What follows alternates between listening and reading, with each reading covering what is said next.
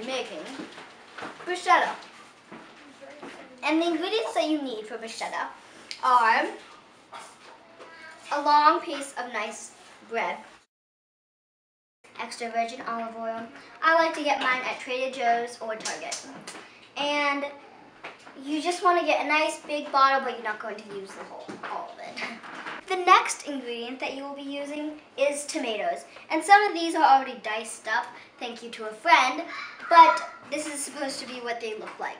But really, you just want the little grape-sized tomatoes. The last but not least ingredient is basil. My family and I, we grow our own basil, and that way we don't have to buy it. And we just get seeds and we buy it. I mean, we grow it. And so when you do it, you just pick a few leaves that you want. But I will show you how. There's a special way to put it on. You need to preheat your oven. So on my oven, I just have to click bake 350. Preheat it to 350. Step 2 is with your nice big long piece of bread, you're going to use a nice tool like this. And it has a nice flat side on one and another sharp side. And that's the side that you're going to be using to cut this. So you want to turn this kind of to the side, and you want to cut it in tiny pieces. So here's one piece, just like that. And then it's sometimes hard at the bottom, and sometimes it'll get stuck. But you're just going to work with it. So you just keep going, and then finally you have all of your pieces. You need a little bit of basil. And like I said, my family grows their own. You don't really want to get the small ones because you know those are going to grow bigger. So get the biggest ones because they're probably done growing. So I got about 8 leaves. And if you use the store-bought boxes, they come usually in separate leaves that are already picked. So just get about 8 leaves. And you want to bunch them all up like this. And you, because there's a big gap in here, there's a big, I call it a dent, you can stack them all up here, like this.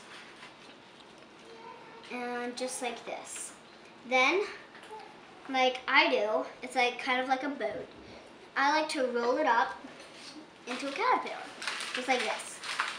And then, if you want to make yours really tiny on bruschetta, and that's the key in when you do the basil, you want to make it really tiny.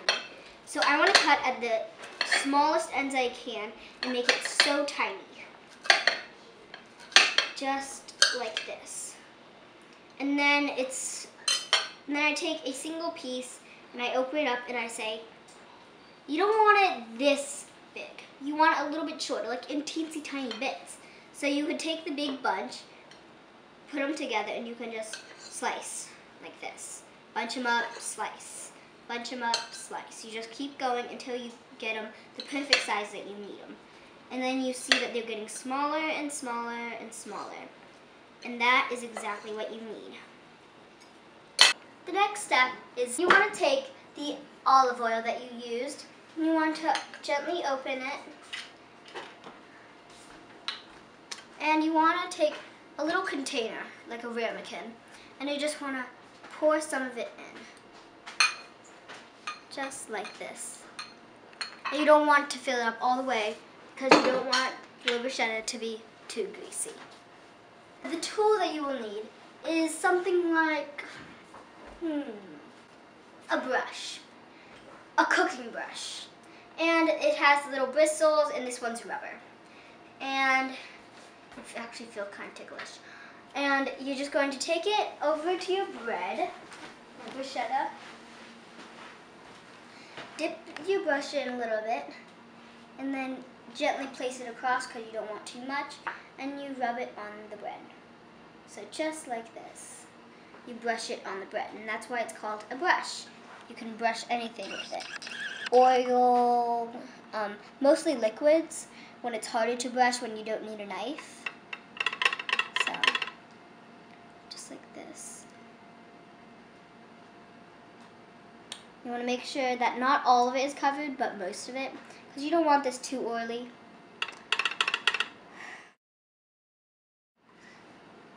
And you You just keep going until you have all of them filled. And the next step that I, Miss Skye, like to use is step 7. My lucky number is 7. And you want to open the oven. Oh, and you can see that gush of hot air come. So you're going to take your bruschetta very gently and gently place it into the oven. Just like so. And you can push it in a little bit. And then you want to close it up and you want to let it sit until golden a little bit around the crust, or for about 5 to 8 minutes. After you have toasted your bread, you can take your extra virgin olive oil, gently open it, and I like to take about a big spoonful, and put it onto my tomato and basil. And then after that, instead of just letting it sit, I like to stir it up, just like this. Make sure all of it gets oily. The next step that you want to do is take just a spoonful, make sure you get tomato and basil on your spoon, and put it on top, just like this. And you want to do that to all of your pieces of bread, depending on how many you have.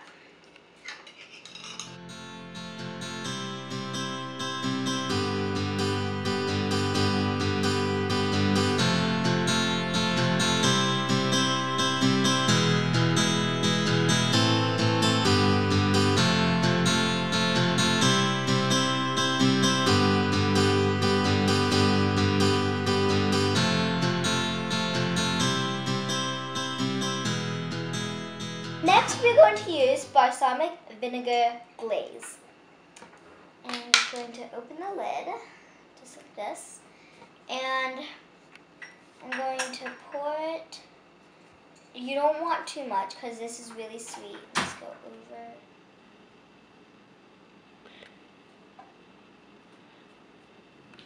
Today, I have 2 guests with me. Yoo-hoo! My father, Brian Skye. Hello, everybody. And my sister, Stella Skye. So, have you guys ever tasted bruschetta? No. No. Okay, well you guys are in for a treat. How do you think it's going to taste? I don't know, I never had it. Okay, well, you are going to have some of this, and you, Dad, are going to have some of this one. Okay.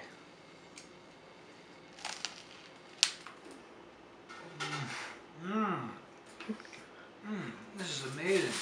What kind of sauce is this? This is balsamic vinegar glaze. This is wonderful. So, what is the big result? 4 stars. Very good. 4 Magnifique. stars? Out of 4.